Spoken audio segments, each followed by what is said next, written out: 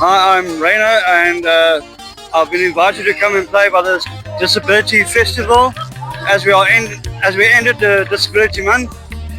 Hope everyone enjoys everything, and may God bless you all. Ngumzukulwana kaPhikani lothethayo uNgqongqolo Zimela Matyeni uNgqondo Tokumlawu uThiyub Solomon Tonga. Silapha eCambridge umcimbi omkhulu we-Disability Art Festival. Sobungaza umcimbi kaQabela Mfene emncane eMpondo Elitsha. Sizobungaza ukuthi sibukele into enhle kakhulu apha ngasiyanqwenela ukuthi nakunyaka olandelayo ingase kube njena abantu bawonwabele neChristmas lena inkosi kuyo.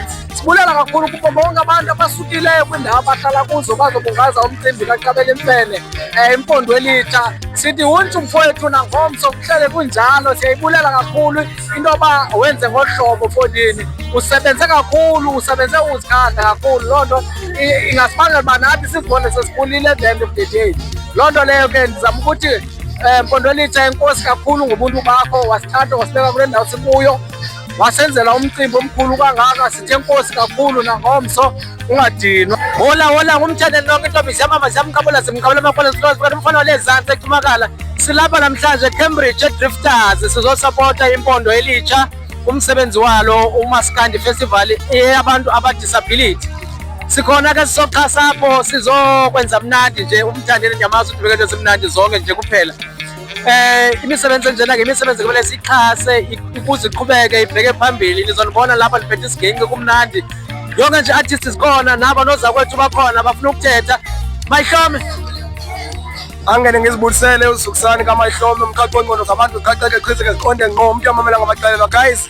Namhlanje seCambridge about ke ukusupporta umculo kaMaskandi wase-Eastern Cape, so ugcwele kumnandi sizokonwabisa abantu guys. Ngicela nisilandele kakhulu ku-online nikwazi ukusupporta as ke nathi ama-artist walapha endaweni akhona. Ngiyabulela kakhulu uThuba and nganikeza uba uHlubi Kolweni wangena ukade umthimba umdebethe ezobhini washo wadwa nkomo nempondo ubhukani wafuza afulelwe njengelifu lemfula. Uyangena uXamona Mande esekulo mcimbi weMpondo Elitsha awenzileyo we-disability. Size apha ke nathi ke iHlubi elihleli sizosapota sizomxhasa sithi phambili ngabantu abakhubazekileyo. Nathi siyabasapota sinabo, sicela nomculo wabo asapotwe umuntu kungayiwa ngoba ukhubazekile.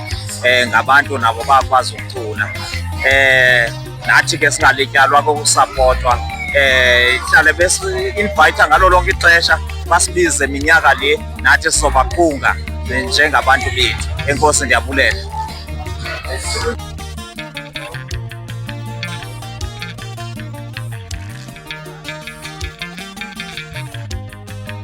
Bafowethu Pastorino siyashibulika mfundisi wamaqiniso bafowethu nakanjani the date has come. Bakithi njengoba ningibona ngimuhle kanjena Disability Art and Music Festival nganitalela ke bakithi ngathi nge-6 sika December kuyoba njalo. Sekunjalo bafowethu njengoba nibona istage sethu sese-on, imvumbi zethu sezikhona.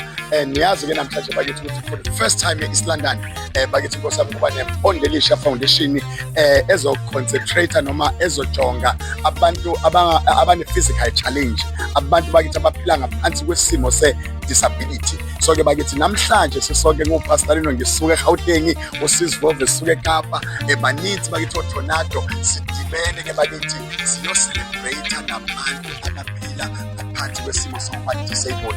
Namhlanje ke bathi sithi is Decemberable sonke njengoba ningibona nami ngiyoshipilika nabo ngoba benza induma ezulu kakhulu yomcimbi. Sengisho ukuthi ke njengoba ningazi umfundisi weqiniso ke namhlanje ngihlezi nabantu bakithi abangakwazi ukuzenzela izinto ezithile ngemizimba yabo. Omunye uyeva akaboni, omunye uyabamba kodwa akakwazi ukuzihambela.